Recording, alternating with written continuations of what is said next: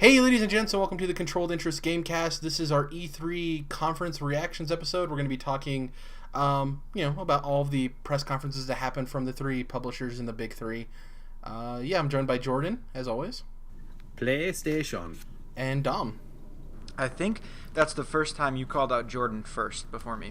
I think it might. Yeah, man. Where's my love, Jared? A change in the season, a changing of the tides. I don't know how I feel about it. It just is. I'm uncomfortable. So the first getting rid of you, Dom. The first conference we're going to tackle was the first one that happened, which was EA. And the way we'll do this is I'll just give my positives or negatives, and then we'll kind of go round robin, or we'll just jump off of that. So for EA, I think for me it was better than their normal conferences overall, but I do think they still had a lot of hiccups. My biggest negative for them was the way they ended the show. I thought it was the worst way they could have ended that show. They sat there and talked about so long how they added the story mode and everything, and then they went straight into a 30-minute Battlefront 2 match, which was odd. They didn't do the thing where they're like, stick around if you want to check it out. They played the match, didn't tell people it was going to be the end of the show. People had to stick around, and then they came back on stage and they're like, Sutherland was like, oh yeah, thank you guys for joining us, bye, which is really weird. I understand a lot of people like Star Wars, but not everybody wants to sit there and watch a 30-minute match of Battlefront 2, right? No matter how great it looks. I don't know. I just thought the way they ended that conference was very poor. But I do want to commend them for A Way Out. They gave the guy who made Brothers: A Tale of Two Sons a crazy budget, and it looks like he's doing something awesome with it. Everything else is pretty much what we expect from an EA conference, nothing too surprising or anything like that. Like I said, I think overall there were some improvements from last year, but the end of that show was like a huge glaring mistake to me, and I really didn't like it. But A Way Out looks awesome, so. You guys? I totally agree. I think A Way Out was good to see that this EA Originals, which I have been critical of, that it's, bringing something positive, bringing something that looks really interesting and just fresh to the table. And yeah, I do think it was kind of a bland conference, but it doesn't seem like EA plans to change that anytime soon. And I totally agree with the Battlefront thing, Jared. So yeah. So I did like A Way Out. Unfortunately, it's one of those that, like Overwatch, I just know it's not going to be for me no matter what. Totally respect what it's doing. I think it's really cool. But correct me if I'm wrong, it's co-op only, right? Yeah, couch co-op or online co-op, but you can only play it co-op, yeah.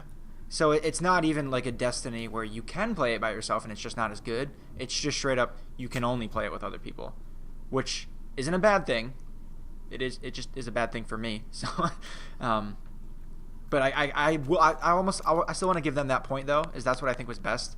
Kind of looking at it from an objective point of view, right? Where like back a couple months ago, and I had to give Overwatch a vote for Game of the Year because I just had to give it the respect it deserved. Try to be objective, I guess. As far as the worst part about it, and correct me if I'm wrong again, but they're adding a whole lot of cool stuff to NBA Live. The story mode, right? You mean Madden? NBA Live doesn't have a story mode. NBA Live, okay. It was like the one where it was like you can play in the streets or you can play on the court. And a lot of people who are talking about it aren't really familiar with 2K. 2K has Street Ball in it. You can play. Yeah, people were saying like, oh, it's got Street Ball in it. And I was like, yeah, 2K has it. I've seen my brother play it. The problem with that, I think that could also be a glaring problem, Dom, actually, with their conference is they didn't give anybody a reason to buy NBA Live over 2K, but I think what they did do that was great was say there's a demo available for everyone. I said this on a couple other podcasts I was on. That game needs a release at $40 or it's dead in the water. Like, because they did not show a single thing that shows why you should buy it over 2K. 2K is the clear king. Like, everything they showed in that trailer, 2K already does, if not better.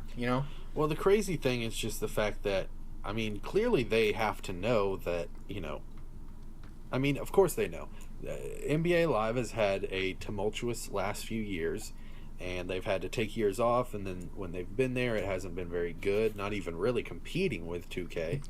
And now you're going to have this coming back party for it, and you're going to basically just show us a replay before off the trailer, screen, of course, but to an begin with. off-screen replay outside, not just off-screen inside, Yeah. but outside in the sunlight.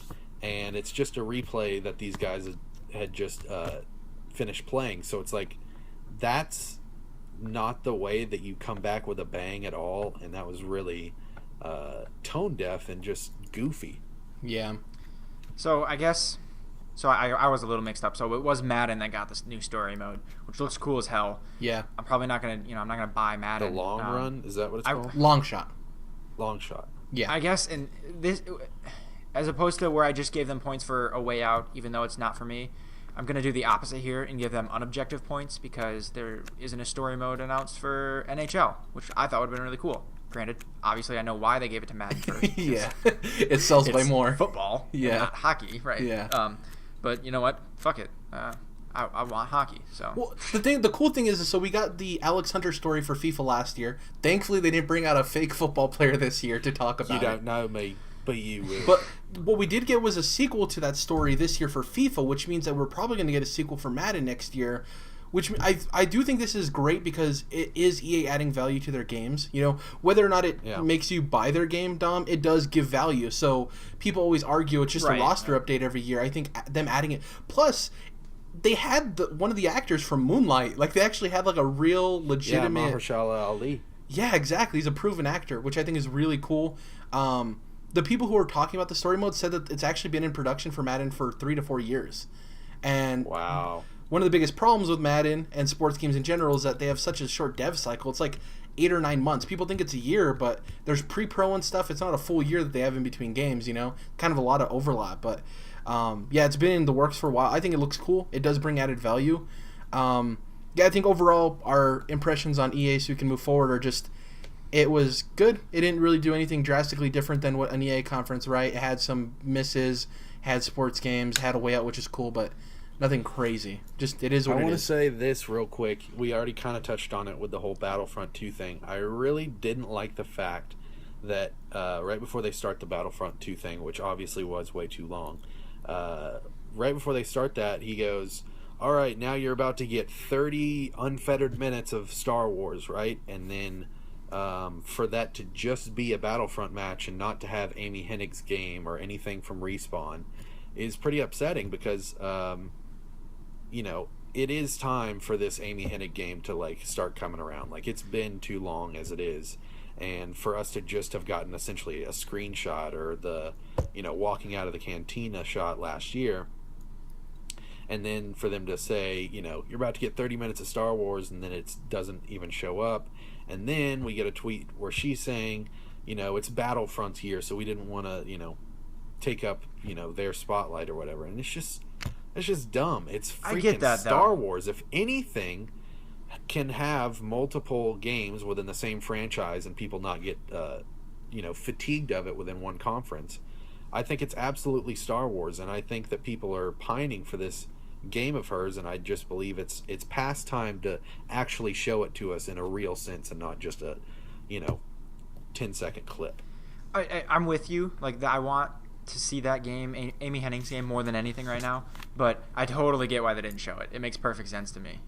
They need to sell Battlefront, so yeah, I get it. As much as I don't Battlefront's like gonna it, sell, you know, bonkers either way, and I really don't think that them spending an extra 15 minutes on that when it could have been spent on her game or another Star Wars game, I just don't think that that would affect the Battlefront sales that much. Yeah, my biggest issue was I think the main actress in Battlefront 2 did a great job up there. I mean, she wasn't coming up with what she was supposed to say. But the thing that bothered me is they had her say all this stuff about touting single player, and then all we saw was 30 minutes of multiplayer. Like, why don't you end with a bigger glimpse at the story mode, and then say, like, hey, that's been our show. If you want to stick around, you know, here's 30 minutes of Battlefront gameplay. I think that would have been the Which is what they did last year with Battlefield. Yeah, exactly. It was perfect. Yep. You know? If you want to stick around, because it gives all the people that really want to see it an opportunity to stay there. It gives the people who want to like dip out or maybe just watch a couple of minutes of it and dip out. But the way they handled it is people were kind of sitting there like, I want to see what else they're going to show. I don't want to leave the EA show, but I had to sit through here this and like it's like an ending credit scene. Exactly. And like I know you two aren't really fans of Let's Plays. I watch Let's Plays and I was getting bored. So I could just imagine the people that don't even like Let's Plays, you know? Really weird. Yeah. Yeah.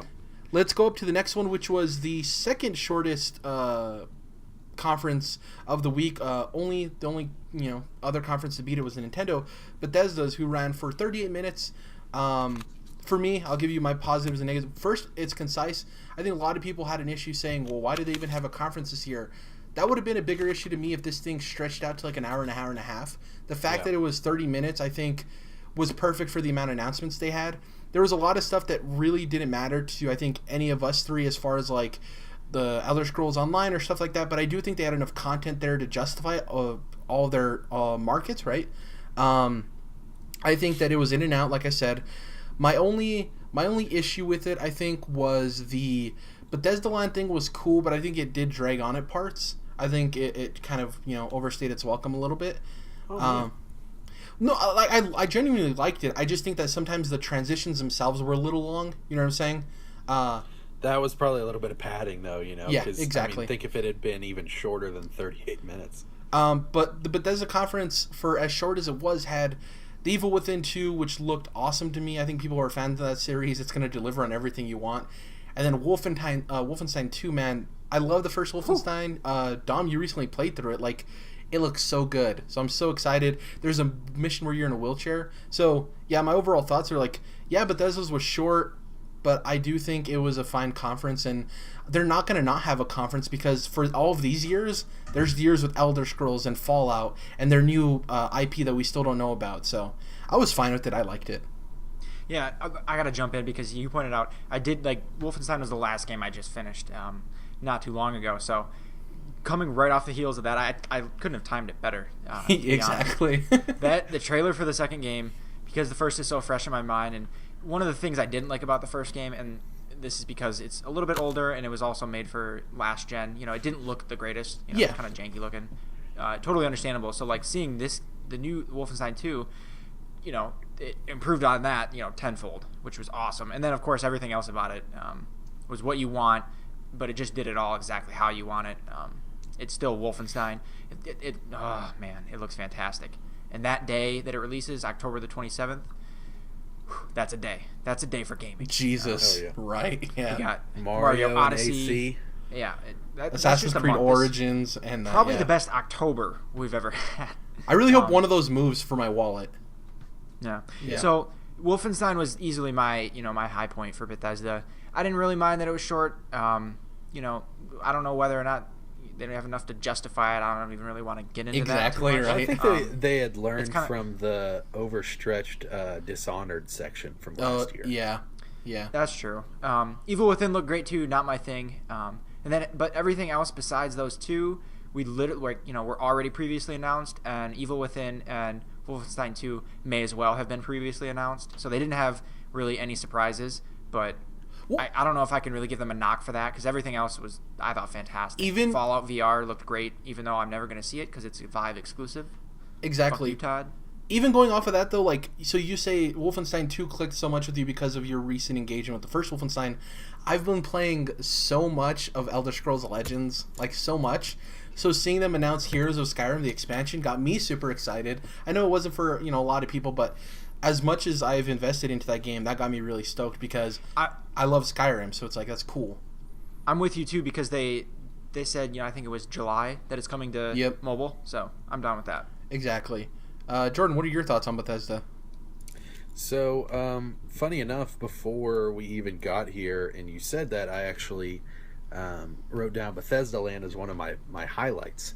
Yeah. Because if you look at... It was cool. And I can totally see where it was maybe a little bit long-winded in some parts, but the biggest thing about it is the fact that, comparing it to, let's say, EA, where it can be really bland at times and sometimes even feels a little bit like chewing on cardboard, you look at the Bethesda conference and it's a fun and creative way to transition in between things. It gives the entire conference a sort of gel to connect everything, and it just gives it that special flavor that, like I said, you just don't have at an EA or a Ubisoft conference. So I really appreciate that they went out of their way to do that because they really didn't need to. They've had two great conferences before this year that didn't lean on things like that. So I just thought that was a nice addition, and I really hope that kind of pushes, especially the big three, maybe to liven up their conferences a little bit. And then really, I just want to give shout outs to both Evil Within 2 and Wolfenstein 2. Excuse me. I think that they bought what is it? Tango Gameworks? Is that the correct that's a studio. Name? Yeah. Tango Gameworks is the company that makes Evil Within, and of course that's Mikami, who is the guy behind a lot of the best Resident Evil games. And so I can really appreciate the fact, obviously, with them buying that studio and making them one of their internal studios, I think you knew you were going to get Evil Within 2. But it's just nice to see that a game that obviously wasn't the biggest blockbuster and wasn't, I mean, it sold well, I think, but probably wasn't up there with like Uncharted or something like that as a big seller. I think is really nice to see them still supporting that. Second of all, it is kind of carrying the torch for survival horror, and I'm really excited with the support that genre is getting right now, because I think it should be a lot more prominent than it is. So I'm really glad to see the Evil Within 2. Furthermore, it was just an incredibly awesome trailer. Yeah. I mean, terrifying as shit, cool. And just so artfully done, so creative, and I really liked that. Then moving on to Wolfenstein, I think this is a game that you pretty much knew was coming. I mean, when they reboot these Doom and Wolfenstein and now Quake series, and these games do well, I mean, I think it's pretty much a guarantee that you're going to see a sequel. But once again, a cool example of a studio that they've bought now and they have internally with Machine Games, and it's just good to see these studios be given the space and the creative freedom to go and do what they want. Because, I mean, looking at those two trailers between Wolfenstein and Evil Within, those are some hardcore trailers with a lot of crazy stuff going on in them, and it's just, those are the type of games that fill out the AAA, or maybe those are a little more AA, but regardless, the bigger budget game space, those are the types of games that fill it out and keep it from being too bland with the kind of samey open world stuff that we're unfortunately getting way too used to right now. So I'm glad to see games like that getting a spotlight. Man, so you pointed out that they have a lot of like crazy stuff going on in those trailers. So I would be remiss if at no point I mentioned how awesome Pete Hines was, especially after the Wolfenstein trailer, when he says, "I told you there was going to be some crazy stuff in that trailer." I mean, there's a pregnant lady stabbing someone to death. That's fucking nuts. He said something a guy along tripping those on lines. acid. Yeah. So I was actually fantastic. going to write that down as one of my lowlights, and stick with me here. It's a little bit of a walk. The acid trip thing, I'm really kind of upset with that in a minor way, I would say, because seeing that the guy puts the tab in and literally 5 seconds later he's watching like this cartoon chameleon run away, and it would take a half an hour, right?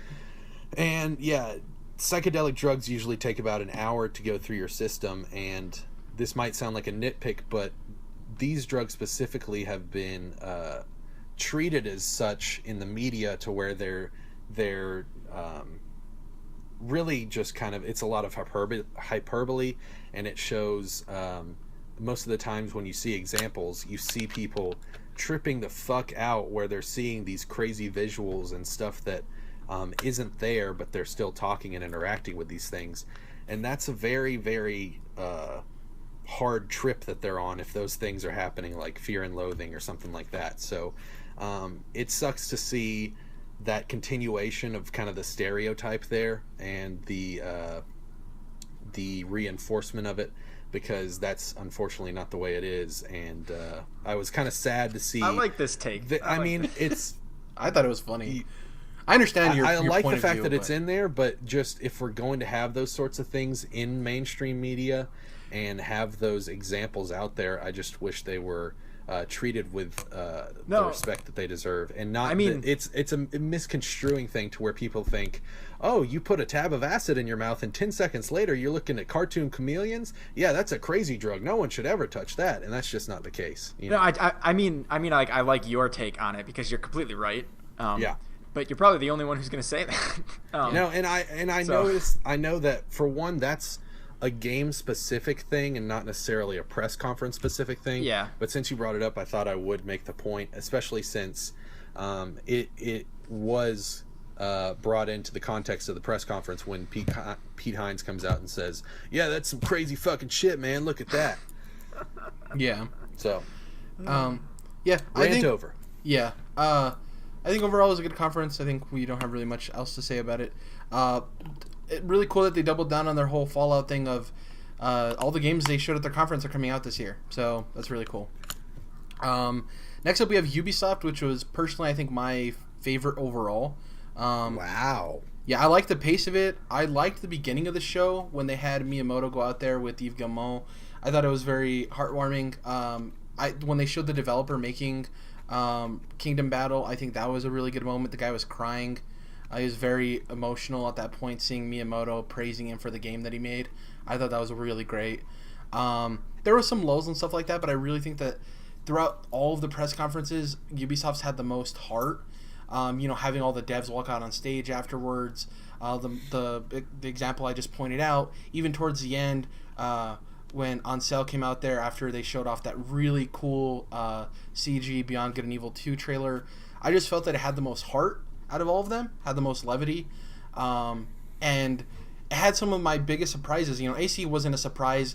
Skull and Bones, that's probably not a game I'm going to play, where it's, the ship combat from Black Flag, but it was a surprise. No one really saw that game coming, right? Kingdom Battle impressed me. It was a game that I was like, oh yeah, Rabbids, Mario, I don't think it's going to be bad, but it's definitely not a game for me. A legitimate purchase for me that I might make when I have my Switch. I love XCOM, and it looks really good. So I think overall, and Beyond Good and Evil 2 was super cool. Very, I don't know, they had a lot of character in that trailer, so I liked Ubisoft overall. There was some lulls and stuff like that, but yeah. What about you guys? Yeah. So I thought the Mario and Rabbids thing was a pleasant surprise, I would say. And, I think everybody, us included, was kind of looking at that leaked key art like, yeah, all right, what the hell is this shit going to be, Especially when you hear that it's Mario, Peach, Luigi, and Toad, and then you have the Rabbid versions. But I think, like you said, the fact that it does kind of look like a family-friendly XCOM in a way, with the combat system, and then the explanation of the story with the fact that their worlds have kind of collided and you have to decorrupt the Mushroom Kingdom, I think is actually a decent way to word this, because it could be something way more stupid, I guess. Yeah. I think that I was actually kind of disappointed with Skull and Bones because I did feel like it was just a little bit of a cash in on the fervor that has been happening since AC3 with the ship combat, because I feel like I think I am just a little bit salty because there is no single player campaign, and that you can't even get off your boat. Yeah, that's the thing, is it's like it's not even a pirate game, it's a boat game, and it just kind of sucks that it isn't more fleshed out, and that it is like, because I'm sure this is going to be a $60 game, and it's really just like boat mode from AC3 or AC4. It's like my least favorite parts of those games too, personally. Right, me too, exactly. Yeah. So I just wish it was more, because it would be like, there aren't really any pirate games out there that aren't Assassin's Creed Black Flag, so I'd like to see a real AAA pirate game, because that would be fucking dope, and there's totally ways that it could be really cool and successful as a AAA game, I think. So I was a little bit disappointed in that, and actually I was, you talked about some of the heart that this conference had, Jared. I feel like, for me personally, I think Ubisoft actually has the least hard outside of maybe EA, just because those sorts of moments to me actually come off as disingenuous, and it's like they're pulling on the heartstrings, but they're not really necessarily there. I think the guy crying when Miyamoto's talking about his game is completely genuine, but you know, some of these moments, especially like Michel Ancel coming out and it's like, oh, it's been such a hard and long process. Oh, and by the way, could you help us make this game, because we're not able to do it ourselves, being one of the largest video game publishers in the world, and having announced this game. Well, it's not a Kickstarter. At this point, it's beta testing. I don't know why people are so hung up on that. You sign up for beta testing. The program that they announce is beta testing. It's not Kickstarter or anything. Well, maybe it was just miscommunicated, but to me it seemed more like outsourcing of development resources as opposed to beta testing. No, it's just beta testing. Either way, I think they could have explained it better, if nothing else, because I don't ever remember hearing them say the words, we need beta testers, or you're going to be a beta tester. They said so just help us make the game, right? Yeah. I don't remember really. Yeah, join the Space Monkey program and help us make this game great. Yeah. Okay. Yeah, so that, and then actually the Miyamoto and Yves Guillemot moment I thought was just a little bit too much. I thought, like, once again, they're trying to make it feel like a genuine thing, and it just didn't to me. Second of all, you have major language barriers there with a Frenchman and a Japanese man, so it's like, it's not like these guys are constantly just hanging out and cutting up and, you know, making each other laugh and stuff. I think they probably know each other, but I just don't think that that's a super genuine thing. And then the guns coming out and them acting like they're shooting, it was just, those are the parts of E3 that I wish we could just be done with, because all it is just them trying attempts at pandering, humor, in my opinion, that don't work, and it is very pandering. Yeah. And it does remind me of these guys coming out and trying to use hip, cool internet slang to get a laugh out of the crowd, so they seem, you know, down to earth or whatever, and it just doesn't ever play well for me. So those were my complaints. And then just going back to Beyond Good and Evil for a second, I do think it is weird to come back after all these years, nearly 10 years after the first CG trailer, and then you jump right back into another CG trailer without gameplay. I do wish that they had come back with gameplay and been like, no, we have been making this game, it's fucking awesome, and we're going to show you how awesome it is right now. Yeah. Alright, so let me jump in. I'm with you guys. Mario Rabbids, pleasant surprise. Like, very pleasant surprise. Like, absolutely. I was nowhere on that before this. I mean, I you know, we all saw it, the leaks and stuff, and kind of looked at it like, huh? But after seeing everything and the timing, you know, it's late August. That's like I was saying about October being so packed. Late August, September. If you're not into Destiny, there's not really much going on there, at least in comparison to the rest of the year. So that might be something to actually grab. Kind of weird to think. Arguably the prettiest game on Switch so far too. Like, it looked really nice. Yeah, it looks fantastic. Yeah. So that's definitely my high point. Beyond Good and Evil, that I literally couldn't know less about that. So that did nothing for me. My low point. I love and that's that just trailer. Because no, it's a cool. Even a cool if trailer. you don't know about it, I think that trailer had a lot of character to it. Yeah, no, I absolutely agree. It's just I have no. I watched it like, that's a cool trailer. I don't know. Yeah. There is, like we talked about with Zelda, there's some nostalgia factor that plays into how cool you think things are, right? Yeah. And there's certainly like, what the fuck is that game? Like, right. I have a little bit of that. No idea. Yeah. Sorry, go ahead, Dom. I don't want to cut you off. No, because I'm gonna jump to something else. So you go ahead. Okay. Really, yeah. So I think for me, that was probably one of my favorite trailers of the entire E3 was a Beyond Good and Evil 2 thing. I do agree with you, Jordan, that there should have been some gameplay.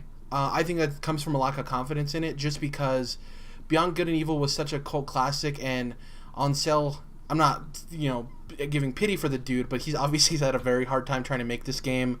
He's had to go through multiple publishers. I think he's finally happy that he has a publisher that is going to give him, look at that trailer, they're probably giving him a decent budget, right? And they, whether or not they're playing on the nostalgia or not, Ubisoft is putting the money into making this something.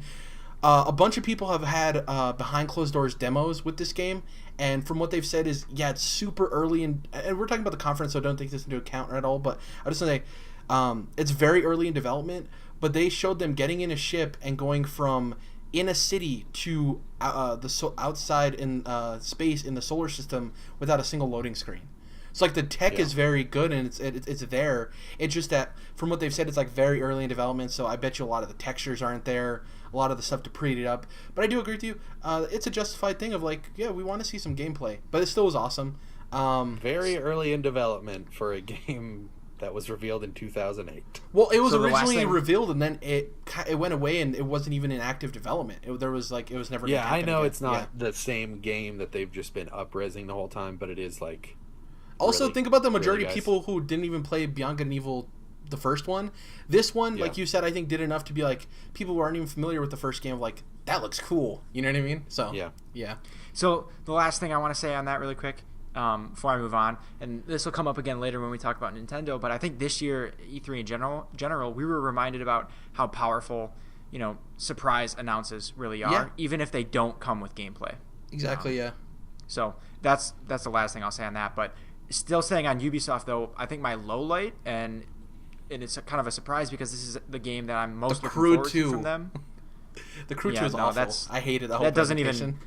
That doesn't even make it into my thought process here. That's how much I don't care. Yeah. So that goes into what I'm going to say, though, because my low light is actually Far Cry 5 because it's what I'm most looking forward to. So I was also like kind of, I think, most critical about it. I just wish the trailer wasn't as goofy as it was. And I know the game. I think it was the goofiness. Like, I just feel like I was hype on that game, and they showed me that footage, and I'm like, well, you just de-hyped me because you didn't show me anything cool at all besides regular Far Cry explosions. Maybe goofy wasn't the right word, but the song, like no, I think it was. I think goofy is the right word. A totally different for the characters and all. Yeah, and all that, the dog Boomer or whatever. Like that's all good and stuff. Like, but I was hoping that they would show us the darker tone that I know the game is going to have, right? Yeah, this is some like scary, deadly cultist shit going on, and that villain is going to be like fantastic. Like we all know it's going to, they always have great villains in these games, and like I want to see him, like do something disgusting while you're tied up. Like I don't know, that's kind of what I was hoping for, and so that's why this trailer didn't impress me. I wanted to see him drink the blood out of a man's skull. What the fuck? Don't you think it's because it was at E3 and they were trying to battle these like criticisms and stuff like that? Because like you said, we know this game's gonna have dark moments, but I just think that they wanted to do mass appeal, which I disagree with because I wanted to see what you wanted to see. But I'm still excited for that game. But I do agree with you from a purely conference standpoint. I do think it was a poor showing for it. Looking at when I watched that trailer, I was like, that's not really what I wanted to see from that. And again, I'm still with you. I'm super excited for that game, but that conference and the trailer they showed for that game, I was like, that's not what I wanted out of it. So, just putting it out. Next up, I think we're going to be heading into the big three now. We'll start off with Xbox, considering they were the first one to go out of the big three. For me, I think my positives were there was a lot of diversity in their conference. Phil Spencer came out there and they said they had 42 games and all the exclusives and all that stuff, and it showed. Like seeing Dragon Ball FighterZ up there, seeing what's the name of the MMO Black Desert. There was just a lot of variety, I think, in all of the games they showed, from indies to AAAs. I know we're not really worrying too much about comparing conferences, but it was very odd to me that on Xbox's stage, Assassin's Creed, Metro, and Anthem all showcased way better than the third parties that Sony had. I think that Destiny 2's thing at Sony's conference wasn't very good. Nothing against the game, but like their showcasing of it, I think that their showcasing of Call of Duty wasn't very good, and we didn't even see Battlefront 2 on Sony's stage, which was super weird too.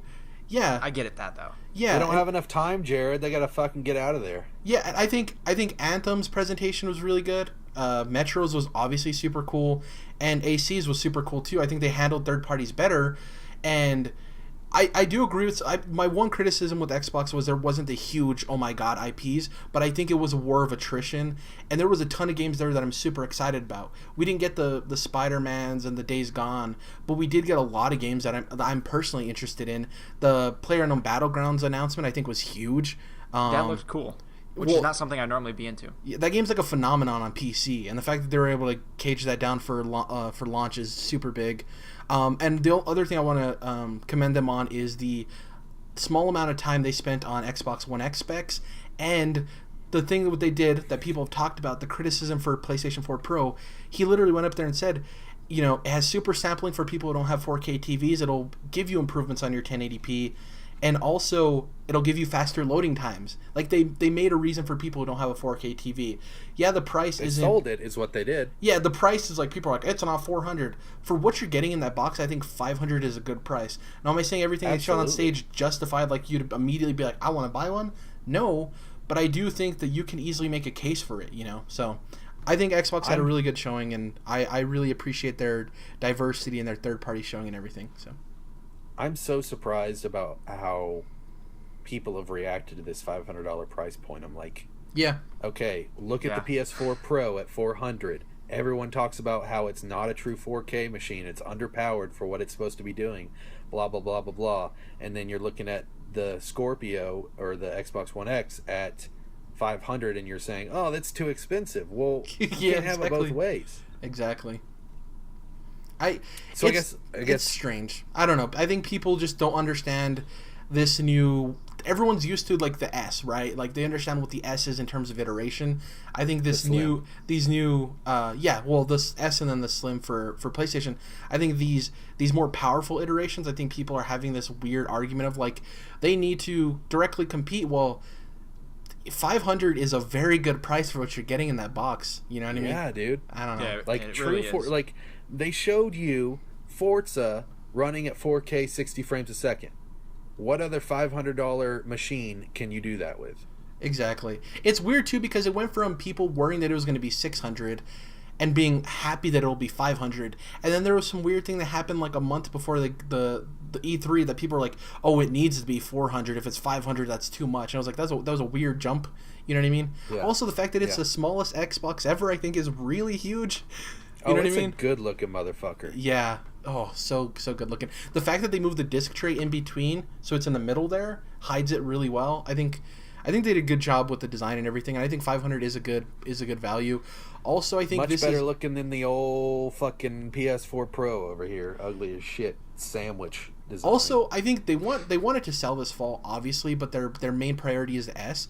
I think next year when they have the Halos or the Gears or whatever is going to show up, it's going to get a price cut. Bundles. Yeah, I think it's going to get a price cut, and that's when they're really going to get invested into it. I think this is them getting it out there, focusing on still selling the S, but getting it hyped for people who want the X, and then next year's going to be their bundle price cut excitement thing. Yeah. Yeah. This year you're going to get, you know, the initial like hardcore people who are going to buy it right out of the gate, you know, the 2-3 million people, just like Pro. But then next year, that's really when you're going to see maybe it drops down to 400 and comes with Halo 6 or something. That's when it really is going to have an impact, I think. I think right out of the gate, kind of like PS4 Pro, it's just going to be like, it's there for the people who are that small niche who really want, you know, the best Xbox or the best PlayStation. Yeah.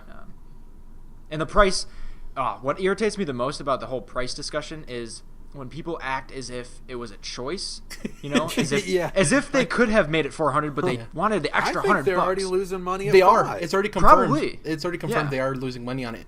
Yeah. You could say they can do. We've talked about that. They have the money to do, as Microsoft is a gigantic corporation. But yeah, like you said, Dom, it's not a fucking choice. Right. It was a choice to lose money on the thing. Yep. Right, and they probably still. I'm not surprised at all because, like you said, Jared, that it really is like a great value for that price. It truly is. Like that, if you wanted to build that in a PC, you're probably looking at $800-900. You know. Well, and don't forget the 4K Blu-ray and some of the other features that you're getting. And the controller and all that. You're probably closer to $1,000. Yeah. So it is a great value for what it is.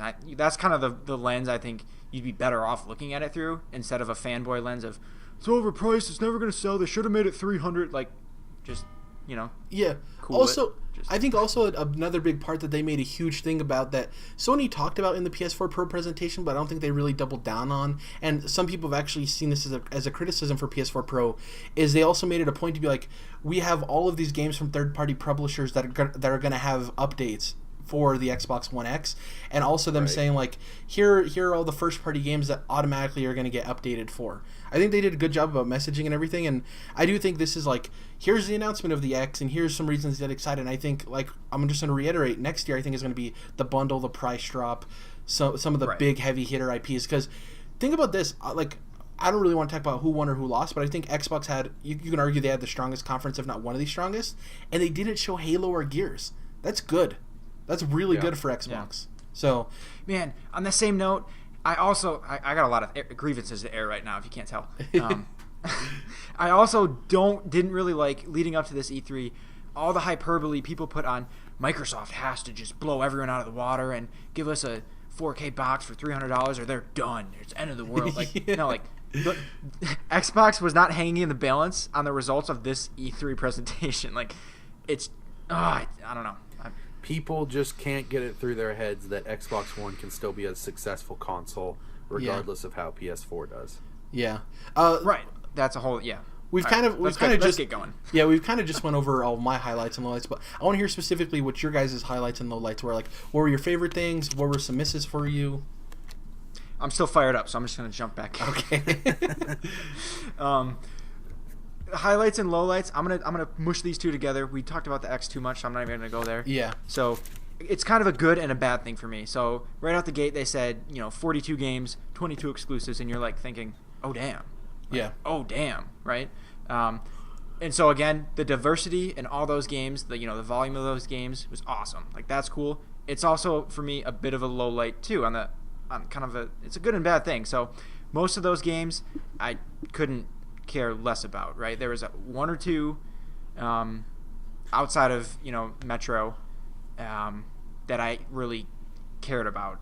Player Unknown, and there was one indie game last night, I think. Last night, which that's a whole nother discussion about the developer behind that game. Cyberpunk, boy. Yeah, that looked fantastic. But then a lot of the other smaller games they showed. Granted, I know Tacoma will be cool, but I don't know. It was just a short little. I don't know. It was just you can't show too much of that game because that game's not too long to begin with. It's like a Gone That's Home a good experience. point. So it's like I actually really like that Tacoma trailer. Yeah, me too. I mean, it's not really Teach their anyone's own. fault. It's just the way it is. Yeah. So the volume and diversity is a good thing for me, but then it's also kind of a bad thing because a lot of and this is very subjective, just a lot of those games just didn't hit home with me. Yeah, completely understandable. Yeah. So that's what I got. Yeah, Jordan. So yeah, of course, the Xbox One X is a highlight. Just the way that they handled it, especially that. So yeah, Sony has an entire press briefing last fall for the Pro, and this guy comes out in about 5 minutes. He's like, "Here's every little fucking thing you need to know. Bullet points, easy to understand, easy to see why you'd want it if you have a 1080p screen." And yeah, he did it in just a couple minutes, and it's like, wow, that was the way to fucking do it, So yeah, props there. I think Metro being treated kind of like a AAA big franchise and being out there in front, I did like that. I like the way that they handled all their games, whether they were indies or AAA or somewhere in between. Yet, the diversity that you talked about, Jared, was clearly unrivaled at any other conference in this year's E3, and I think you said this is the strongest conference possibly, and I think that's easily the case because they had everything just like they did last year, and you really weren't left wanting for much at all, and they just hit the nail on the head from all different directions. And so I just appreciate what Microsoft is doing at their E3 conferences these last couple years, where they're making sure that you feel like you got something out of it no matter who you are. Yeah. And they really are covering all the bases. And I like a fully fledged show that has not only something for everyone, but just has all the little bits and pieces that I feel like an E3 conference deserves. It is one of the most important times of the year for games in general, and so treating it as such is extremely important, and I am very appreciative to Microsoft for that, the way that they handle these conferences. Yeah, and sorry, go ahead. I thought you were done. My apologies. Go ahead. Well, I was about to move on to my lowlights, but those can wait. Yeah. The only thing I wanted to add to you is I understand from Dom's perspective, there was a lot of games that maybe a lot of them didn't speak to you, But I do appreciate that with that many games, there's bound to be something that appeals to somebody. And like that was the first time we saw Anthem fully, and I thought that looked great. Obviously, that's probably not your taste because you're not a multiplayer guy. Metro, the last time it's just a bad draw for me. Yeah, the last time a European developer released the third game in their series that was based on novels, we got a masterpiece. And I'm not saying like 4A Games is CD Projekt Red, but that gets me excited because just like The Witcher 3 was treated with such respect, I think that Metro is getting that respect too, and I'm super excited. And that's a good point. That I just want to say I'm glad. Those are the two probably biggest video game franchise based off of books, and I'm glad that like they're showing people like you can adapt novels and make them into cool video games. Yeah. That's all I want to say. We can get into your lowlights and then we'll head into PlayStation if you want. State of Decay, I forgot to say. Kind of de-hyped me, actually. Bad trailer. I'm still excited for that game. Bad trailer. Weak trailer. Yeah. Agreed. So, real quick, just kind of a tangent off of one of your points, Jared. So, CD Projekt Red announced that they will be one of those third parties that is going to update Witcher 3 for the Xbox One X. Yeah. And it's just kind of odd because when the Pro was coming out, they were saying, oh, we're not going to spend time on a Pro patch because we're going to focus all our resources on Cyberpunk, which I'm totally cool with, obviously. But then now that the Xbox One X is a thing, they're like, no, we're going to do a patch for the One X and the Pro. So they caved. I guess they just caved, yeah. But it's like, well, don't you think it's because? Don't you think it's because the X is a larger gap, so it's like that justifies it more? And then at that point, they're like, well, if we're going to make it for that, we can scale it down to the PS4 Pro, right? So it's like possibly. I don't get the wishy-washiness of it. Like if they were taking a stand, like, nah, dude, we're going full bore on this Cyberpunk 2077 over here, I would really appreciate that. But it just kind of seems like they were not necessarily a high horse, but they were definitely like, no, we're focusing on the future and not the past. Essentially, with that statement about the Pro, and then now that's clearly null. Yeah. You could make the same argument, though, that this is also them on a high horse because they're not getting really any added income out of making these patches, right? Like, this is an old game. It's not really going to sell more as a result of this. A little bit, maybe, but they're doing something for people who already own it, right? Which is something that CD Projekt Red is known for, So exactly. Yeah. I appreciate that it's happening. It's just weird that they jumped back and forth. Yeah, I agree. It is a little odd. It is odd. So, lowlights, they're pretty quick. I think the Forza car thing is just getting old. Like, why are we doing this? It makes them so much money. No, like, it's dumb, but it does make them a lot of money. I get that it does, and I get that that's a big big partnership that they have, and it's also a big part of Forza, and it is, for that community, that's probably a huge deal. But that is a niche community, and the fact that they are insistent about this and that they make such a big fucking deal about it, like, every time they build it up for minutes talking about it, and then they're like, and here it is, a car. Like, they're going to show us the fucking Batmobile. We're going to shit our pants. Like, we know what a fucking car looks like. I know what a really nice car looks like. At least it didn't come down from the roof. It usually comes down from the roof. At least it was just like on a spin That's thing. what I'm saying, is they make this big fucking deal about it, and it's like a car. We know what nice cars look like, even if we can't afford them. You know, there's Google image search. Thanks for showing me something I'll never be able to afford. Thanks. Cool. Yeah, it's like I just don't get it, and it's kind of. I mean, it's not a waste of time because clearly they weren't time restricted and they did whatever they want. But it is like, why does it have to be every time? So So Jared is very much right. It's one of those kind of like with the sports games where we got to remember that they have to work with these other leagues to get these licenses. This is probably a favor Microsoft was doing to Porsche to let Porsches be in the damn game, right? Yeah. Because they can't just put Porsches in the game without permission from Porsche. Well, and then I bet you Porsche, not Porsche. I bet you Porsche was like, we want X amount. We want some screen time during E3. Exactly. Yeah. So it's exactly. Like, I do agree with you. That's a little necessary archaic, evil. But yeah. I'm like, okay. Just the way they presented of like, it's about to blow your fucking mind in 20 minutes once we finally show you. Yeah. So moving on to my other low light, I would say the Darwin Project, the esport type hero shooter thing, the Overwatch and just the way knockoff. that they presented it with the shoutcaster and literally shoutcasting, very much at the top of his lungs. I think friend of the show Ian Hink said it best over on Easy Allies. He was saying, it's getting tiring, these games that are coming out and they're like, we're going to be the next esport, get ready, Quake Champions, and and Darwin Project and games like this where, I mean, Quake is a little more understandable because it's like the first esport or whatever, but Yeah. them bringing that back. But still, it's like annoying when these games come out and tell you that they're going to be the next esport phenomenon. And it's like, no, we as the audience will decide what deserves our attention. And this was like esport. at every conference. There was one of these almost at every conference. Yeah. And it was like, oh, Jesus Christ. And it is, and I had thought that before, so I'm not just copying what Ian said. Yeah. I'm just like plucking that and using that as a point of mine. I do think that is absolutely annoying, and it's not just in esports. There's other situations where games come out and it's like, we're gonna be the next this or that. Yeah. We're gonna be this type of thing, and you're gonna like it because you like this type of thing. Exactly. It's like, let us fucking decide, because we're the goddamn audience who pays for it, and you are the people that are trying to sell it to us. So quit acting like you're, it's like a public service announcement, like, get ready for the next big thing. The funny thing, though, is, like, I actually like the shoutcaster from the aspect of literally what he was doing. Removed from the game, I like the way he was shoutcasting for people who enjoy that.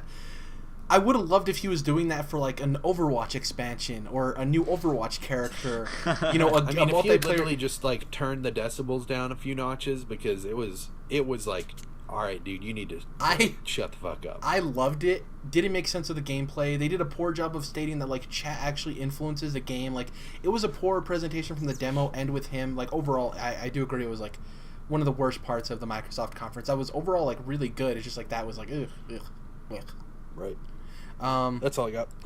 PlayStation. This was, I think, the most divisive conference in terms of people who really liked it, people who didn't like it, people who were middle ground. For me, I'm arrowed down, and that's not saying, like, I don't think it was a bad conference. I think it was a good conference overall for the most part. I think they're getting a little too overboard with the on-stage performance crap. I loved the music at the beginning. I thought that was really cool. It set up the presentation really well. Gave you the vibes of what Uncharted Lost Legacy is going to be. I think the zombies hanging upside down was dumb. I think it was fucking dumb. A waste of... I gotta agree with you on that. That's old E3 is what that is. Poor waste of production. So they held it in a theater, and I don't know if it was just me, but every time they cut to the crowd, it looked like they were all dead. Like, there was no reaction from the crowd. Well, I think that's because I don't think it was a very hype conference. Yeah, and then the last thing is, I think the Spider-Man thing at the end where they had a separate screen come out in front was really odd, too. I think that was a really odd choice. Didn't make sense to me, really. I was like, oh, that's weird. Just a tangent here. At E3 conferences, it would be really great if you guys could just... Instead of, like, making us watch the first 20 seconds of the trailer off screen on your giant Jumbotron, as soon as you pitch it to a trailer, then just switch the screen and don't make us watch the dumb audience thing is, reacting to it in this weird audio. Yeah, the weird thing is they do that because it's for trademark purposes. That way, when they post the trailers online, they can post them before anybody else, and people can't just rip it and post it right away. Which I understand why they do that. Doesn't make any difference. Those 20 seconds you're sparing doesn't really change anything at all. Yeah. Yeah. That's dumb. So going really quick into my positives and negatives. My positives of Sony's show were, I think Spider-Man looked cool. People have concerns with the QTE of it, like the heavy QTE. I've heard better things about it since, of people actually going behind closed doors and saying that it's not as QTE intensive as that demo was, which I think was a plus. Yeah, I'm not understanding why people are having this thought in their mind. Yeah, like, oh, that's the whole game. Like, that was an Uncharted sequence, and exactly. you know that Uncharted isn't all QTEs. Exactly. The vibe I got from it was that was one, like, isolated mission of an open world game. That's kind of what the vibe I got too. Exactly. I thought it looked great. I think the Easter egg at the end, it was poorly done by, I think, Sony, because it came after that giant montage, so people were already tuned out, and then they did the Miles Morales Easter egg.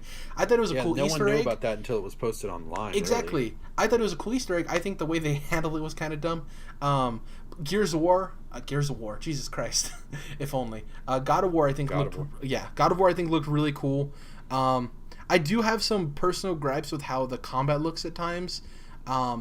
Not from just from like a weird, like, nitpicky movement aspect. I think, like, I have no problems with the button mashy, that's God of War, but, like, some of the ways, like, he was, like, ice skating, it seemed like sometimes, which is kind of odd.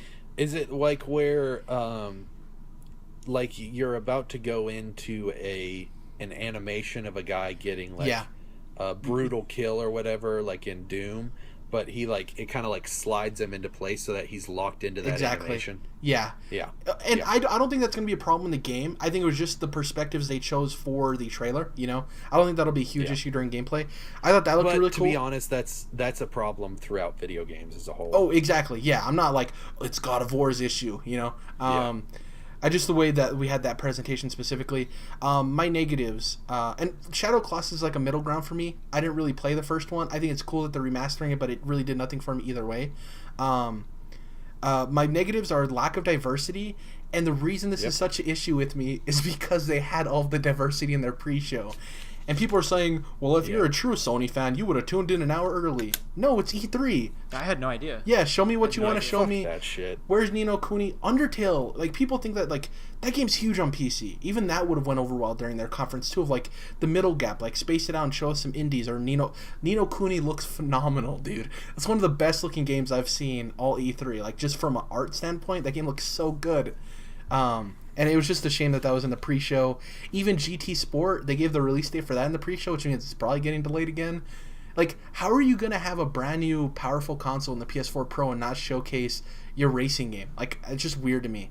Well, clearly they don't know how the fuck to show the PS4 Pro. They've exactly, not selling it along with 4K TVs and shit. We've been through that, and it's just sad how they've botched that. Exactly. I think the problem with Sony's conference is they kind of tried doing exactly what they did last year, except with no new games, essentially. And that's not going to go over super well with people. It goes over great when you have a bunch of new releases or games people haven't seen before. It doesn't necessarily get people super excited if it's a bunch of games we already know. So, like, it's not a bad conference. It just doesn't build any hype at all, right? And like I said, I think their third-party stuff was bad for, they paid money for it. I thought the way they showcased Destiny 2 was bad. I thought the way they showcased Call of Duty was bad. That was a multiplayer trailer. Did you guys know it was a multiplayer trailer? Because I didn't. Not until the title was revealed on YouTube or whatever. Exactly. We didn't see Battlefront 2. Like, that's where you show us the story. We didn't see that at EA. Give us the story trailer during Sony's conference. So, yeah, I think a lack of diversity and putting stuff in the pre-show was awkward. And they did have some really exciting games, but I just think overall, if we're judging it from a conference perspective and not individual games, I think it was just an okay conference, personally. What about you guys? Go ahead, Dom, because I'm about to go in on these motherfuckers. It's going to take a sec. So, I think you have, like, a good point about the pre-show stuff. And to me, like, as opposed to Microsoft, where, like, Microsoft didn't really have as many choices, like, they kind of put everything out, I guess they could. And that was a lot of stuff. Yeah. Like they could have, I guess they could have, had their own pre-show and pulled some of those, 42 games before, I guess. But I don't know if that would have worked the same.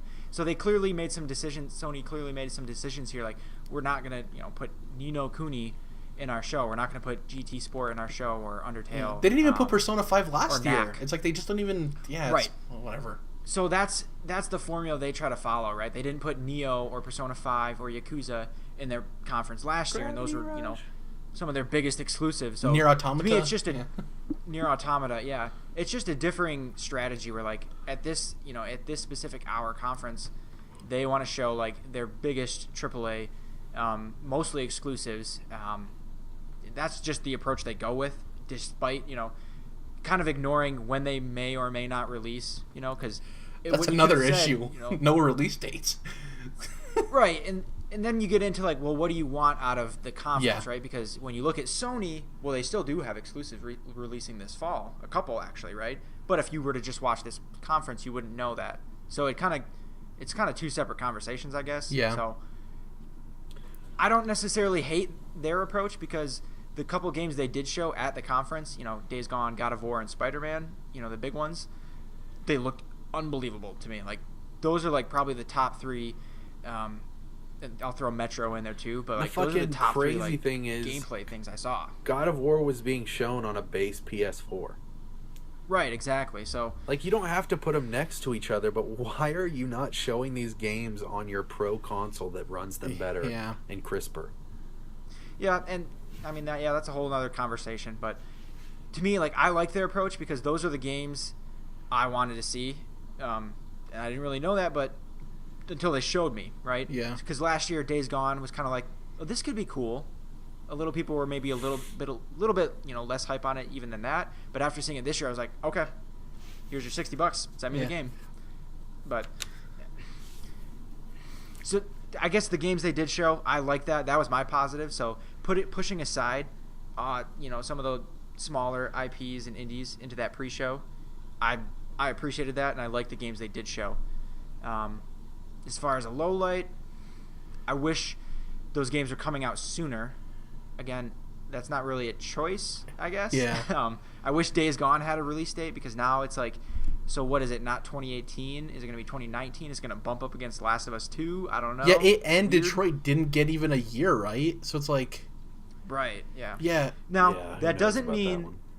Just because they announced, 2018 for some games and not others, that doesn't mean that Days Gone isn't also early 2018. Yeah. It also doesn't very mean much it also doesn't mean that those 2018 games are coming out in 2018 either.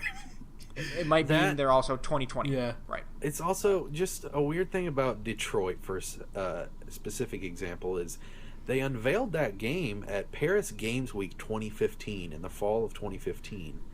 And like, we all know how long Quantic Dream David Cage games take to come out, and I just don't get why they unveiled it that early, because you see these trailers with them showing, unveiling a new character each time, and very different ways that the character moves about in the game, and it's just weird that it's had this deliberate rollout, and yet you can tell they're clearly pretty far from it being ready to go. It feels like Kickstarter updates, right? Of like, we're seeing these new things in the game because they're new things that were put into the game.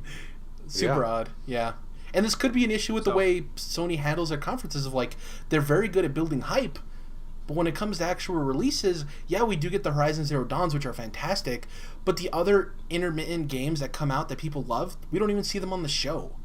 They just build all this hype with all these first parties, which are great games, but like, I don't know. I agree with Dom that like, the couple of games that they did show were really cool, but I really wish that they put their catalog out there more. Like, I don't know. Oh, and then Uncharted and Horizon DLC this year, they did say 2017 for those. Those were big for me. But that's the thing, is they have full games that need to be shown off, and that would be really served well to be shown to a mainstream audience like this, and yet you're showing off full trailers for DLC. But that's the thing, though. Like, I'm with that, because from a business point of view and from my personal taste, like, Horizon DLC is going to make way more money than Ni no Kuni 2. It's just a fact. Like, and that's what they're going to try to sell. So I get that, and I appreciate it too. Yeah, I don't know if I necessarily agree with that, just because silence. There's only so many people that bought Horizon, and then they're only selling that for $20, and then you're talking about a $60 game in Ni no Kuni. Like, it's only a fraction of the people that even played Horizon are going to buy that DLC. Dead air. People love that. So was that all of your positives and negatives, Dom? Yeah, let's let Jordan go. Okay. So yeah, I mean, basically, I'm just really confused at this point as to why Sony is putting this hour-long cap on their conferences these last 2 years. I don't think it makes it any better. I don't think people are going to scoff at an hour-and-a-half long conference, especially if you're putting stuff in there that is quality and is interesting and paced well. And clearly we've talked about some of the games that deserve mentioning that just aren't getting it. I mean, you could have the Horizon DLC trailer and Ni no Kuni, and both of them get the spotlight, and it doesn't matter because... Fair point, yeah. Because they were only at 60 minutes anyways. It feels too short, and like I said with Microsoft, I appreciate how Microsoft respects the gravity of E3 and what it is for the gaming industry. And Sony just seems to think that, Shuhei's come out since and said, hey, we actually held back a lot of our stuff because we're going to be talking about that later this year and at PSX. I'm like, just fucking drop out of E3 if you don't give a shit, guys. Like, really, please. Just take your conference, put everything in at PSX, and make that your blowout, if that's really what you want to do. That's where they have a team of, marketing and PR, not PR, but marketing and forecasting people, trying to tell them, when it's best to spread out your announcements and get the attention at certain times, and whatever formulas they do to calculate. But them saying that is like, you don't think Nintendo and Xbox are quote unquote holding back things? Of course they are. All of them are holding back things. Just an odd statement. You shouldn't say that. Yeah, it's like, no, wait. Buy tickets to our PSX event, and you'll hear other cool stuff. It's like, that's I don't know. Right. Yeah. Exactly. Yeah. Weird. So yeah, I just think that they've botched it these last couple of years, losing that diversity that they were known for towards the beginning of the PS4's life cycle, where they were thought of as like the indie console, or the console for indies to go to, and developers too, just like everybody. Yeah. Exactly, and so they've really lost that title because Microsoft showed that they're the ones that are supporting the indie developers, especially now that Cuphead has a release date. And it's like, it's just sad that Sony doesn't think that we deserve better than this, because we absolutely do as the audience.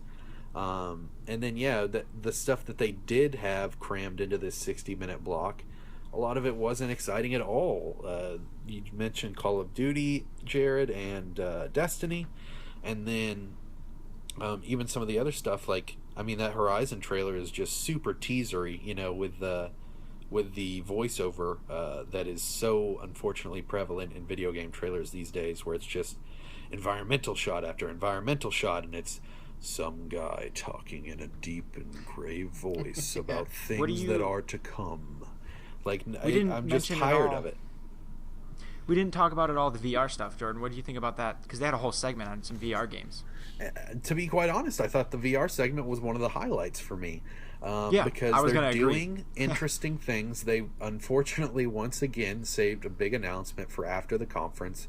Do you guys remember what the name of this thing is called? Where it's like the games that can hook up to your phones, and like your friends can all make choices. No? Okay. Jackbox. They basically just announced it. What's that? Jackbox Party Box? No. That's kind of an example, but this is like a Sony-led initiative that... Oh, yeah, like the party games. Supermassive is... Yeah, I know what you're talking about. Yeah, because they showed like Supermassive all the has games. multiple actually in development for this, and it's basically where you can play the game, and you guys like use your phones, and you're all making decisions, and they can show you one thing on the phone that they're not showing your friends because they only want you to see it or whatever. And it's basically this initiative that Sony has going on. Of course, they didn't even fucking mention it during the conference, even though some of those games did use it. But the what is it? Inpatient was one of the Supermassive games. And I don't think people realized that is seemingly an Until Dawn game, because it's the guy.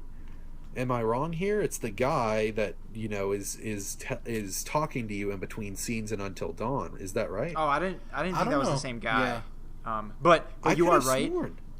They still would have been well served to say at the start of it, from the makers of Until Dawn. Yeah, right? This also takes place in the 1950s, and that dude's really old in Until Dawn, so I don't know if he would live that long, because he's kind of old. Maybe, and but I thought he said something about like, "Don't you remember me?" or something like that. Yeah. Who knows? Maybe I'm completely off base, but either way, I did think the VR section was actually one of the best parts, because you had the Supermassive stuff, you had Moss, and then of course Skyrim VR, which there's just a plethora of memes at this point.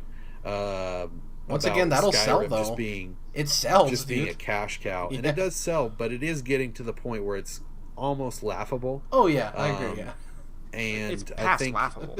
I think Bethesda just needs to be careful with that, because it would be different if they had just unveiled Elder Scrolls 6 or Starfield or some of this other stuff that we know they're working on, and then. Oh yeah, and there's Skyrim VR, and there's Skyrim Switch, and there's Skyrim Special Edition, but it's only Skyrim Special Edition, or only Skyrim Switch or VR, so it sucks that I just don't think they realize that they're kind of maybe shooting themselves in the foot by just putting so much time and effort into these Skyrim ports. Don't you think it's, with Sony, they had to double down on PSVR, because it was either they doubled down on PSVR or PlayStation 4 Pro, and they couldn't do it with the X out there. So it's like, well, we either doubled down on PlayStation 4 Pro or PSVR, we can't do PlayStation 4 Pro because we're going to get dwarfed. So, yeah, I think it gave people more of a reason to buy the PSVR, which I think is cool. The thing I just want to reiterate on this, and I don't know if I'm cutting off, you can finish what you have to say about PlayStation before we move on to Nintendo real quick, but it's odd to me that PlayStation started this thing of trailer, and they kind of constrained themselves to an hour. And then Microsoft went and did the same thing of, there was some talking in it, but it was most like game. I don't know why PlayStation's restricting themselves. Like, you can... The reason people loved their conference is because it was a bunch of trailers and no talking. Not that it was specifically an hour-long conference with only trailers. Like, it's weird to me. Right. Yeah.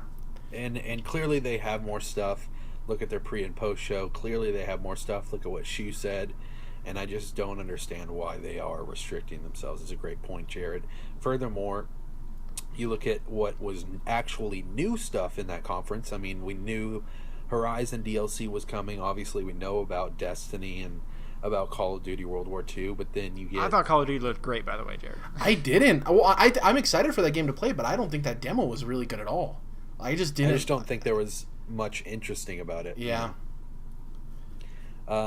Especially when we've just come off Battlefield 1. Like, someone's already done the, holy shit, we're going back to World War 1/2. Holy shit, we're going back. That's not as powerful to me anymore. There was too many Call of Duty moments in it and not enough World War II moments, if that makes sense. Like, it didn't have enough heart or brotherhood in it, which they've touted as the point of the game. It just seemed like, oh yeah, it's another Call of Duty trailer of explosions, which they're saying it's different than that, but that demo said otherwise. So it's like, come on. Absolutely. Yeah. And I do agree with you, Destiny was dumb. Yeah, it was poor presentation. So that kind of leads into the fact that there just really wasn't much new stuff. We have the Monster Hunter trailer, which I am very excited for. I'm glad to see that is going to get... And it's on Xbox. Hell yeah. That was my big a real console release. Yeah. Super excited for that franchise. And then you got the remake of Shadow of the Colossus, but of course that's not a new game. Also interesting that, it's just weird with the whole, long lifespan or long development cycle of The Last Guardian. That game doesn't seem like it, blew up sales-wise. I mean, they dropped the price of it real quick on the PSN store. And then now it's going to be like, wait, so you have Shadow and Last Guardian on PlayStation 4, but Eco is clearly part of that, spiritual successor trilogy. So what? Somebody just has to go back and play the PS3 remaster of that game, or get a PS2? Like, also, the remaster is going to look better than the game that came out last year, which I think is hilarious. Yeah, it is weird. And then also the fact that it's Studio Japan working on it with Bluepoint, which I'm really fucking hoping is not taking resources away from Studio Japan making goddamn Bloodborne 2. Yeah. Jordan, when you saw... Because the Studio Japan logo came up. I thought it was dark. And it had like a twisted Bloodborne building. Yeah. My heart stopped. And it totally made me think of The Hunter's Dream, Dom. Yeah. And then, even worse, was that then I saw Bluepoint. And then my next thought was, Demon Souls? oh my god, Demon Souls Remastered, exactly. And then it quickly became apparent that, nope, it's neither of those. Shadow Colossus, yeah. Which I'm excited for. I'm glad that that's a thing. Yeah, it's cool, but clearly it didn't... that game... Yeah. That game needs a modern update to be able to be played at this point, but I got a real bad fake out when I thought it was Bloodborne 2. I think Sony thought it was going to be their hype moment, and it wasn't. Like, people were, oh, cool, it's happening, but I think they thought it was going to be the Final Fantasy VII Remake moment of people losing their goddamn minds, and it didn't play like that. I really think Sony thought it was like, oh, this is going to be our hype moment, it's going to carry people through the rest of the conference, and it was like, oh, cool, it's happening, cool. I'm not disappointed. Really, who's been asking for that, Yeah, exactly. I get that game's a cult classic and all, but who's really asking for that? Yeah. I don't know that that's the best devotion of resources, especially with the fucking kerfuffle that's been Last Guardian, coming right off of that. Sony, you didn't handle that well, and now you're going to jump back into that franchise? I don't know, man. We'll see. But that leads me into my next point. That last one was talking about, not being enough new stuff, and I think we did miss Bloodborne 2. I feel like it should have been there, and I totally know that game's in development. It's at least in pre-production. From someone. How could it not be? Maybe not from. It's being made by somebody. Yeah, I really actually don't think it's being made by From, because it doesn't seem like they, or Miyazaki at least, wants to be involved in the Souls games anymore. or at least for a while, and Sony owns the IP. So I'm like, Sucker I'm just like punch. 99.9% sure that Studio Japan is making that game. So I'm like, just fucking give it to us, and that's probably going to be PSX, but whatever. And then that leads me into this, which is where the fuck is Sucker Punch? Where the fuck is Sucker Punch at? Because it's been 3 years since Infamous Second Son came out. That was a launch window title. And then 2 years since the DLC came out, First Light, which was substantial. It was standalone, so I can completely understand that that's a big chunk. It's not just, a map pack or something. But either way, they are a AAA studio. They are a Sony first party. And the fact that they've been absent for so long now, and Shuhei said he was fucking playing the game 2 years ago, which I'm sure it was very bare bones or whatever at that point. But regardless, they have the game. They've been making it, and unless it's getting canceled or going into development hell, it is time for them to show their game. And this whole, we're saving shit for later this year, we're basically just banking for PSX, is fucking horseshit, man. And I just cannot get over this Sucker Punch thing. And neither can the rest of the internet. I mean, I looked at their Twitter the next day, and it was just tweet after tweet after tweet of people like, man, I really love those Infamous games. Wish Sucker Punch had been at the E3 press conference. Man, I wonder where Sucker Punch is. It's been 3 years since Infamous Second Son came out, and it's just like, well, you guys know that people are going to be freaking out about that. You guys know that this was the year that you were supposed to be there, And would you be surprised, really quick? It's upsetting. There's a theory, I'm using quotation air quotes.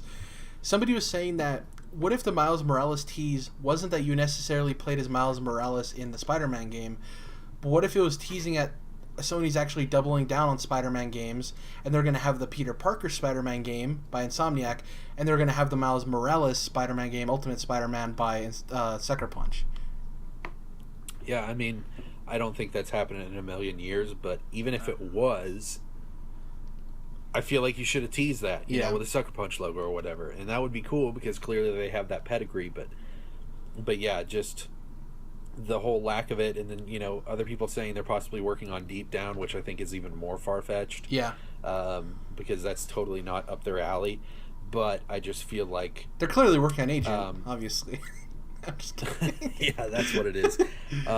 But the thing is this banking for PSX, The Last of Us, I really think The Last of Us 2 trailer should have been here at E3.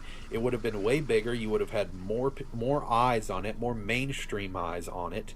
And clearly, no one was really expecting that, thinking that it was about time for Last of Us 2. So it would have played really well at E3 if that was on this year. Exactly. Oh man, that would have played so well. Yeah. And you just did not need it at PSX last year. And so I just don't like this, let's just bank all the first party stuff for PSX, because regardless of what Sony thinks of PSX, it is a niche thing. It is more for hardcore PlayStation hardcore fans. Yeah, and Jared, you're probably not going to be pissing yourself with excitement come December thinking about PlayStation Experience. I'm like, it's happening, yeah.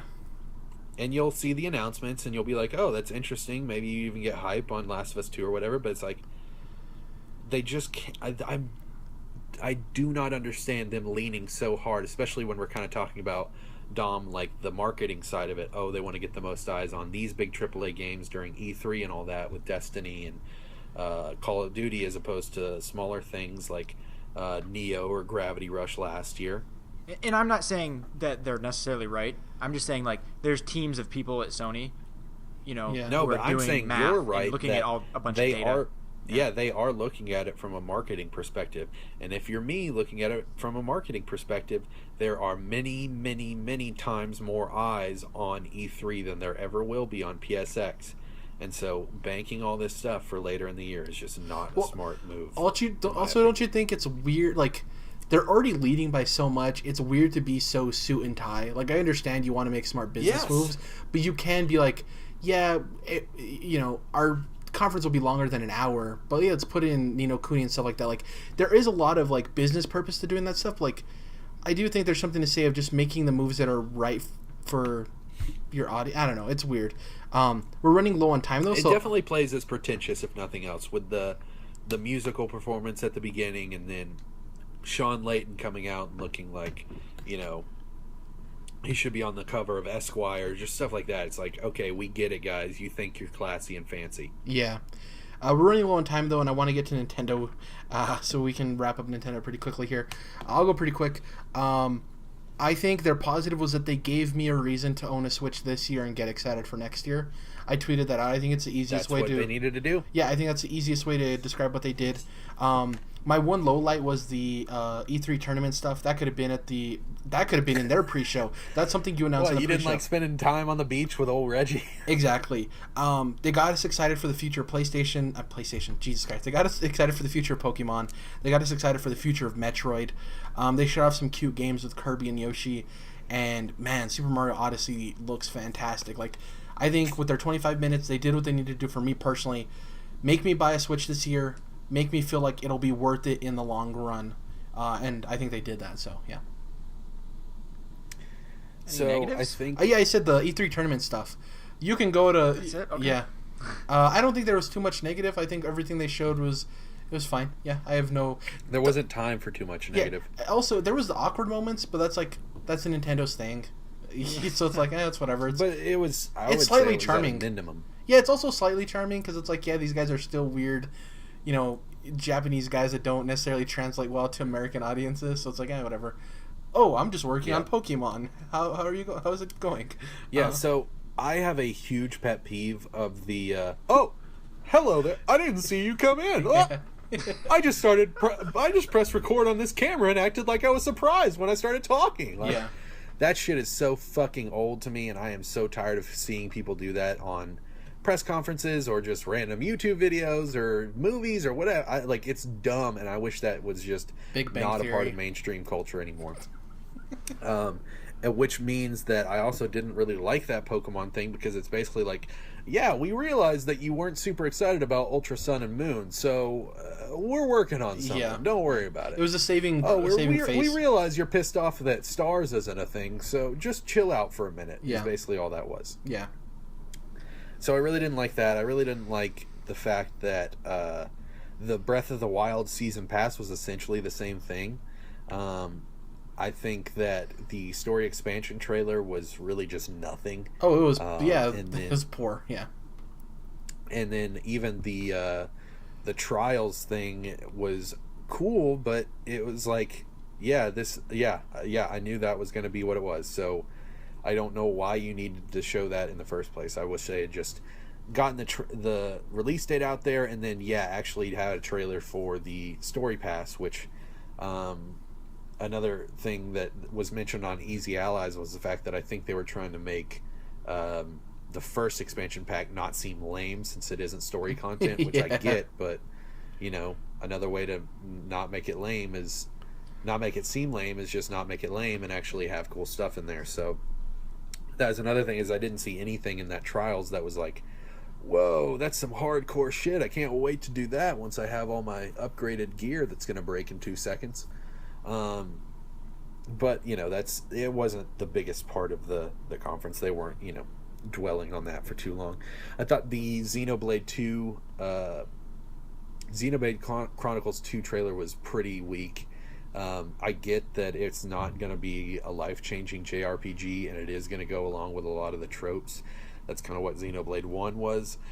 But at the same time, I do think the girl literally being an object of fantasy, literally being an object of fantasy with her being a sword, was just like, wow. Total cultural disconnect, I think. Exactly. And then also just the fact that was the whole crux of the trailer, and that was supposed to be the cool thing where it's like, oh, she's a sword, I didn't really feel that, and I don't think anybody did. But I still think the game's going to be good. And then, side note on that is just, and it was a problem at Nintendo, but it was a problem at Sony and some other places too, where it's like, quit saying spring 2018 or November 2017. Like, either give me a date or shut the hell up and don't talk about when the game's coming out. Just give me the trailer. I don't want to see this. oh, it's gonna maybe be out around sometime this part of this season and this year. Dude, it's like, quick just question. give me a date or don't. Quick question. So Nintendo obviously had Super Mario Odyssey that got an exact date. Did Lost Legacy or Horizon Zero Dawn DLC get a specific date, or were those holiday or fall? Well, we already knew the date. August Uncharted 22nd. Okay, Uncharted has a date. Okay. Horizon just said 2017. Okay. Yeah, which is like, really, dude. The game came out this spring at the beginning of, or at the end of February, wasn't it? In the United States? Yeah, and it was like 4 days before Zelda. Right. Yeah. And so it's like, I just do not understand how your DLC is like, well, we don't want to put too much of a date on there because we're just hoping to get it out in 2017. Like, yeah. How were you guys not preparing for that?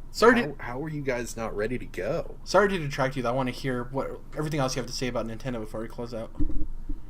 Oh, I just wanted to say that my positives would be Metroid. I think they needed to, like, it was fucking time. Shit or get off the pot. Yeah, to tell people about Metroid. And they said that was going to happen this year. I'm glad that it is. And furthermore, I'm glad that we're getting 2D Metroid on the 3DS, which wasn't in the conference, but is still important to mention because it shows that this Federation Force, I think is the correct name, bullshit hasn't just been for nothing. They have been working on both a 2D and 3D Metroid. I'm glad to see Yoshi getting his time to shine. I do think it's kind of weak that's basically just Woolly World 2. Kind of like Woolly World 1.5, yeah, really. more so, yeah. But I am glad that he's like still a thing. Like, if you guys are going to have these gigantic intellectual properties and these gigantic characters that are massively popular, please use them. So I'm glad that we see Kirby and Yoshi getting their due and not just Mario and Link. And then Mario just looks great, man. That trailer was fucking fantastic. And I am all about, like the nuances of trailers, kind of like trailer score like Easy Allies used to do back at Game Trailers. And that was just a high quality trailer with amazing music in the background, really cool stuff that they're showing off in the game. That game looks like it's really creative. All the stuff that people were saying, just shitting their pants about Zelda, about how, oh my gosh, it's not a Breath of the Wild, it's a breath of fresh air is what it is. I'm just so excited to see them, pushing into the future with this game being so progressive, when really it's kind of just an amalgamation of a lot of things we've seen in open world games over the last few years, plus cool puzzle mechanics. But Mario actually feels fresh, looks fresh, and even tastes fresh. It actually gives me the vibe that they are being progressive in their game mechanics and the way that they're making their games. It does make me feel like they are moving forward in the right direction. That gets me excited, not only for Mario, but for their other big franchises. And that was something that I really wanted to feel from Mario Odyssey that I didn't necessarily get from the initial trailer or the tiny bit of footage in the Switch trailer. And so I'm really excited to see that it looks like it is all for something in Mario Odyssey, and I am now getting really hyped on that game. I know you guys have been hyped, but I am really starting to feel it now. Well, the cool thing is we might get the best, it's argued, but a lot of people love Ocarina and stuff like that, or Majora's Mask, but people can make an argument for Breath of the Wild being the best in the series, quote unquote, right? They would be wrong. Yeah. we can arguably see the best 3D Mario in the series ever, too. Like, that trailer was so great, man. Persona 5, Persona levels of trailer awesomeness there. Yeah. Dom, have you already gone? Did you already tell us? No, so to continue on what Jordan was saying, Odyssey is the sequel to Mario 64 that I've been waiting for however many my years. Entire life. Yep. It seems like they're really pushing that. Like, we did it, guys. We finally made Mario 65. Yeah. Right. Oof. And I couldn't be more excited. As far as anything bad, like I mentioned earlier, we really felt the power of surprise announcements, even if it's just a screen with a number 4 on it. Yeah. And a guy saying we're making a Pokemon game for Switch. That's a huge deal, even though there was no substance to it. It's a huge even if it deal was for like the saving internet. face, it's still like, yeah, it's something Right. rather than nothing. Yeah. My only miss, and again, I get it, but I wish they had talked about some virtual console stuff on the Switch. Yeah. But, they'll probably have a direct in the, sometime later this year where they talk about it or something. Starting to think that the reason they're holding back on that is not because they're ill-prepared, even though I'm sure they are, because clearly they've been ill-prepared with the Switch. Yeah. But I'm starting to actually think that the reason they're not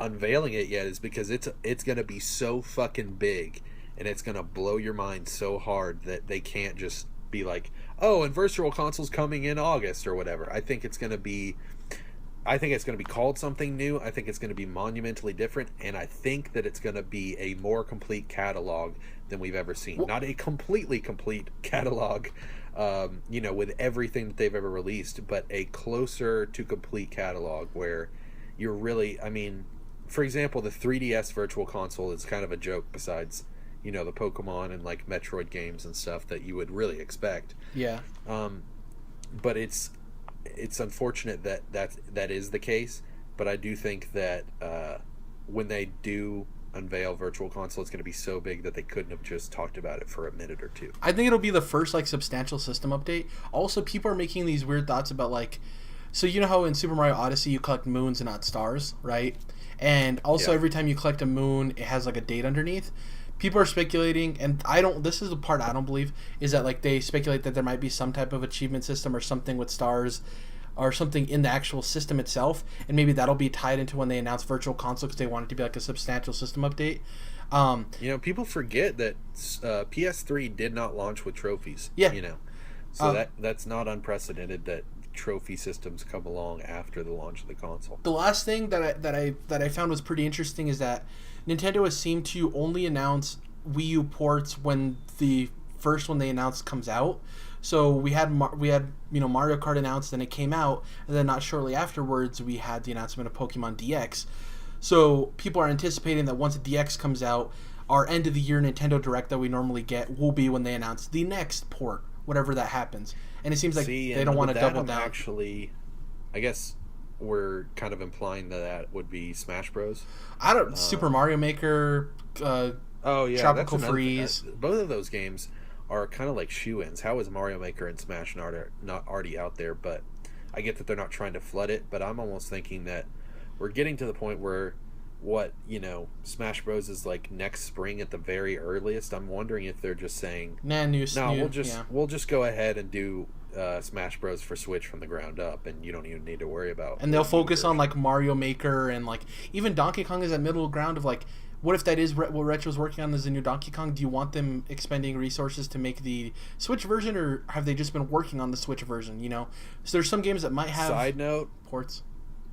Side note, no matter what happens with the new Donkey Kong game, I'm going to be disappointed because it's not going to be Donkey Kong's Revenge. Yeah. I need that game. So that has been basically our conference overview and our reactions to all the conferences. I think we had some nice back and forth for a lot of them. Some of them were the Jordan roast cast. But for the most part, I think overall, people are saying this was one of the down years for E3. I thought it was actually one of the most level years. I don't think there was as many ups as normal, but I don't think there was as many downs as normal either. I thought it was a good E3. That's a good point. Yeah. That's a good point. Yeah, so next week we're actually going to be talking about our recap of E3 as a whole. We're going to be talking about our game of the show from everything we've seen, our favorite announcements. Specifically, this was just kind of overall talking about the conferences, but next week we're going to dive into our favorite things personally. And thank you guys for listening to the Controlled Interest Gamecast. Follow us at CTRLINT. You can go to controlledinterests.com to see all of our videos and stuff like that. We're, I think, a subscriber away from 100 in a custom URL, so we're pretty close. You can follow me at Jared_. You can follow Dom at Dom's Oreos, and you can follow Jordan at Mellow Modus. And thank you guys for listening, and catch us next week when we talk about E3 as a whole. Bye.